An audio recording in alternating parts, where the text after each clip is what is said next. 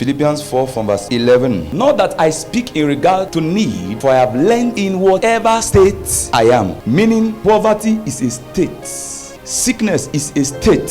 Fear is a state. Some can call it state of mind. Some can call it state of consciousness. Some can call it state of awareness. Many of you were in the state of poverty. Today you are in the state of riches. Some were in the state of sin. Today you have found Christ. Shows you that there's no condition that is permanent. We only operate in states. The day you want that state to change, it will change. I came to tell you that situation is not permanent. Jesus came down from the mountain and saw his disciples casting out a spirit. And when the father of the man came, he said, "Help my son. He has been sick for many days. There's a sickness that comes on him and it convulses him. Throw him into the fire. Throw him into the water." And Jesus said, "How long?" Meaning, it's a state. How long have you been in this state? And when they gave him the duration, he commanded the spirit to leave. So Jesus changed that boy that day from the state of convulsion, from the state of entering into fire, to the state of healing. So I'm telling you today, where you are now is a state. It's time for you to come out. Unloving state you find yourself. That is what I'm trying to teach you, how to come out of states. Paul said, "I have learned." Every Christian must learn that. I have learned to stay in all states. Whatever state I find myself, I've learned it. I've learned to be like Esther. I've learned to be like David. I've learned to operate like Job. I've learned to be wise like Solomon. Times you find yourself before king, you have to move to the state of Daniel or to the state of Joseph to appear before a king. It's a state. These men are states. When it comes to mercy, you have to move to the state of blind Bartimaeus. What did he do? When it comes to the state of faith, you must come to Abraham. All these men are states. So Paul said, "I have learned." I learned it as a Christian. I've learned to be like Abraham. I've learned to be like Moses. Every state can be learned. Which state are you now? And I've learned to be content.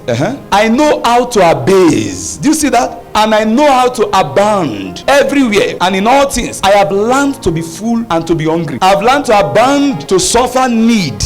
So meaning, then in us, I can do all things. I can transmit from one state to another through Christ that strengthens me. I can move from this condition I am through Christ that strengthens me. You are in a state now and you can move. Meaning Paul said, "I have learned to be humble. I have learned to be abased, to be on top also." So I have learned to humble myself. I've learned to show myself confidence. I have learned to be healed.